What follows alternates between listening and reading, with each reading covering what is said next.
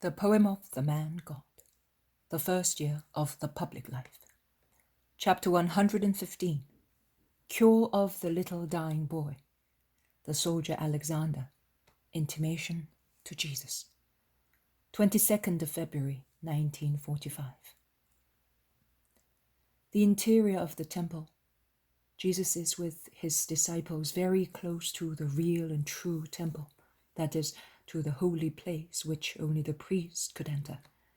It is a beautiful large courtyard which one enters through a hall, and from which, through an even richer court, one reaches the high terrace on which is the cube of the holy. My effort is quite useless. If I should see the temple 1,000 times and describe it 2,000, I would always be defective in describing the stately labyrinth, both because of the complexity of the place and of my ignorance of names and my incapacity to draw a chart. They seem to be praying. Also many other Israelites, all men, are there praying, each on his own account. The evening of a dull November day falls early. I hear people shouting, and I perceive the cross-stentorian voice of a man, cursing also in Latin, mingled to shrill, piercing Jewish voices. It is like the bustle of a struggle, and the shrill voice of a woman shouts, "Oh, let him go! He says that he will save him!" The concentration of the stately courtyard is broken. Many heads turn round towards the spot whence the voices are coming. Also Judas Iscariot, who is with the disciples, turns round. Tall as he is, he sees and says, "A Roman soldier is struggling to come in. He is violating. He has already violated the holy place. How horrible!" Many echo his words. "Let me pass, you Jewish dogs! Jesus is here, I know. I want him. I don't care about you stupid stones. The boy is dying and he will save him. Get away, hypocritical hyenas!" As soon as Jesus realizes that he is wanted, he goes towards the hall where the struggle is taking place. He reaches it and shouts, "Peace and respect to the place and to the hour of the offering. Oh, Jesus, hail! I am Alexander. Make room, you dogs!" And Jesus says calmly, "Yes, make room. I will take the heathen elsewhere, as he does not know what this place is for us." They move aside, and Jesus reaches the soldier, whose cuirass is stained with blood. "Are you wounded? Come, we cannot stay here." And it takes him through the other court and beyond it. "I am not wounded. A little boy. My horse, near the Antonia, got out of hand and knocked him down. Its hooves split his head. Proculus said, 'Nothing doing.' It's no fault of mine, but it happened through me, and his mother is desperate. I saw you passing by, and coming here I said, 'Proculus cannot, but he can.' I said, 'Woman, come, Jesus will cure him.' Those mad people kept me back, and perhaps the child is dead." "Where is he?" asks Jesus. "Under the arcade, in his mother's lap," answers the soldier, already seen at the fish gate. "Let us go." And Jesus walks away even faster, followed by his disciples and a train of people. On the steps limiting the arcade, leaning against a column, there is a tormented woman, weeping over her dying child. The little boy is wan. His half-open purple lips are breathing heavily, as is typical of people whose brains have been injured. A bandage is tied round his head, stained with blood at the back of his neck and at his forehead. His head is split at the front and at the back. His brains can be seen. A head is tender at that age, and the horse was a huge one and had been shot recently," explains Alexander. Jesus is close to the woman, who does not even speak anymore, agonizing as she is over her dying son. He lays his hand on her head. "Do not cry, woman. He says with all the kindness of which he is capable, that is with infinite kindness. Have faith. Give me your child. The woman looks at him stupefied. The crowd curse the Romans and pity the dying boy and his mother. Alexander is filled with anger for the unfair charges, and with compassion and hope. Jesus sits beside the woman because he sees that she is unable to make any gesture. He bends down. He takes the little wounded head in his long hands. He bends lower, over the waxen little face, breathes over the wheezing little mouth. A few moments.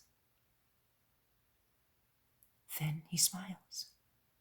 A smile hardly perceptible through his locks of hair which have fallen forward. He straightens himself. The child opens his little eyes and makes the gesture of sitting up.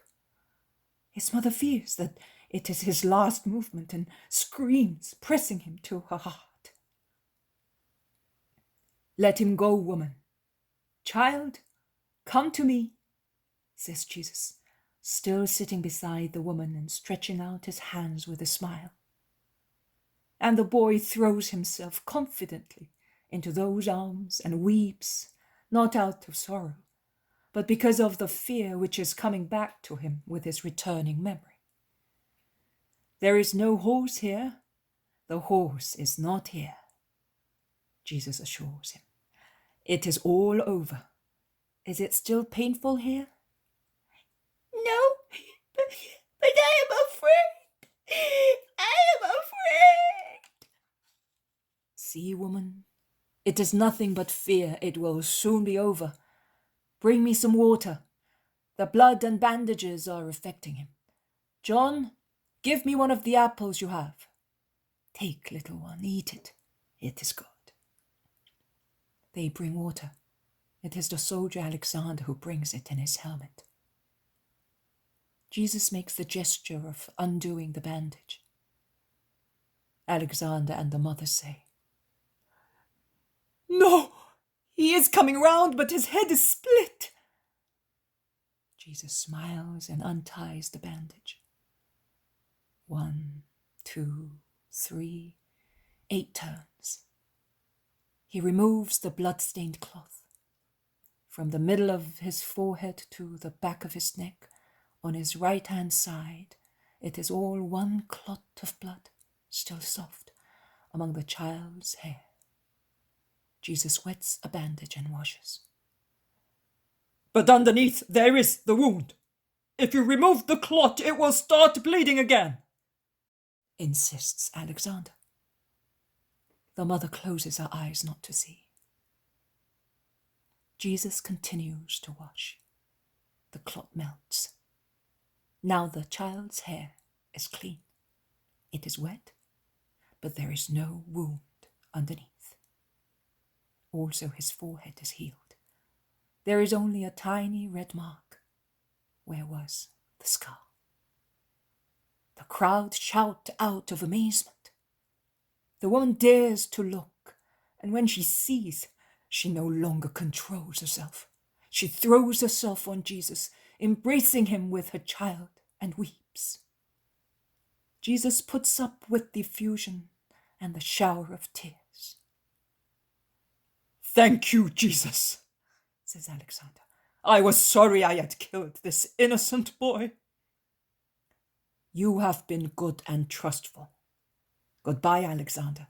Go back to your work. Alexander is about to go away when some officials of the temple and some priests arrive, like so many hurricanes. The high priest orders you, through us, to leave the temple. You and the heathen desecrator, at once. You have upset the offering of the incense. That man has entered a place reserved exclusively to Judeans. It is not the first time that the temple has been disturbed because of you. The high priest, together with the elders on duty, orders you never to put foot in here again. Go away and stay with your heathens. We are not dogs either. He said there is only one God, creator of the Judeans and of the Romans.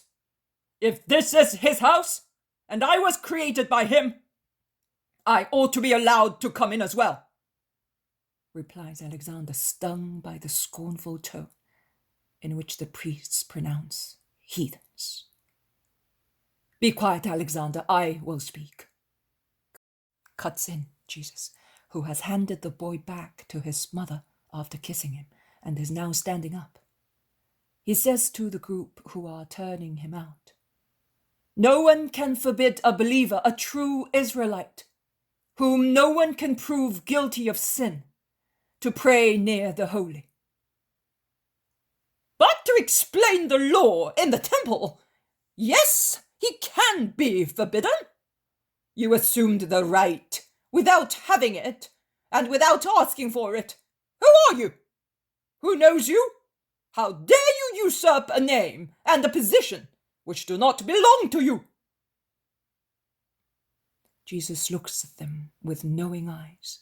He then says, Judas of Kerioth, come here. Judas does not appear to be very enthusiastic about the invitation. He had tried to disappear as soon as the priests and the officials of the temple arrived.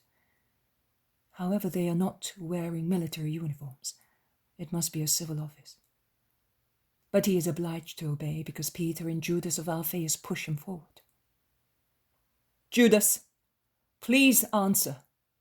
And you, look at him. You know him. He is of the temple. Do you know him? They are obliged to reply, yes, we do. Judas, what did I ask you to do when I spoke here for the first time? And why were you amazed? And what did I say to you in reply to your amazement? Speak and be frank. He said to me, call the official on duty that I may ask him for permission to teach. And he gave his name, he explained who he was and mentioned his tribe. And I was astonished, as I considered it a useless formality, since he says that he is the Messiah. And he said to me, it is necessary, and when the hour comes, remember that I never lacked in respect to the temple and its officials. Yes, that is what he said. I must say so to honor the truth. At the beginning, Judas spoke somewhat uncertain, as if he were annoyed. Then, with one of his typical sudden changes, he became certain, almost arrogant. I am astonished that you should defend him. You have betrayed our trust in you, says a priest to Judas reproachfully. I have not betrayed anyone. How many of you are of the Baptist? So, are they traitors? I am of Christ, that's all. Well, he must not speak here. He may come as a believer. It is even too much for one who is friendly with the heathens, prostitutes, and excisemen. Reply to me now, says Jesus, severe but calm. Who are the elders on duty? Doris and Felix, Judeans, Joachim of Capernaum and Joseph, Iturian. I understand. Let us go. Refer to the three accusers, because the Iturian cannot have accused that the temple is not all Israel, and Israel is not the whole world, and that the slobber of reptiles, however plentiful and most poisonous, will not drown the voice of God, neither with its poison paralyze my going amongst men until the hour comes. And after, oh, tell them that after, men will do justice to the executioners and will raise the victim, making it their only love. Go, and let us go. And Jesus covers himself with his wide, heavy, dark mantle and goes out in the middle of his disciples. Behind them is Alexander, who stayed for the discussion. Outside the enclosure near the Antonia Tower, he said, "I say goodbye to you, master, and I ask you to forgive me for being the cause of reproach for you." "Oh, do not worry. They are looking for a pretext. If it was not you, it would have been someone else. In Rome, you have games in the circus with beasts and stakes, have you not? Well, I tell you that no beast is more wild and deceitful than a man who wants to kill another man.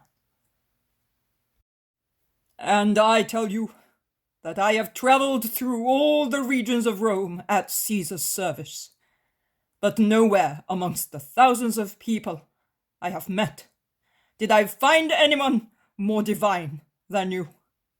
No, not even our gods are as divine as you are. They are vindictive, cruel, quarrelsome, liars. You are good. You are really a man, not man. Hail, master! Goodbye, Alexander.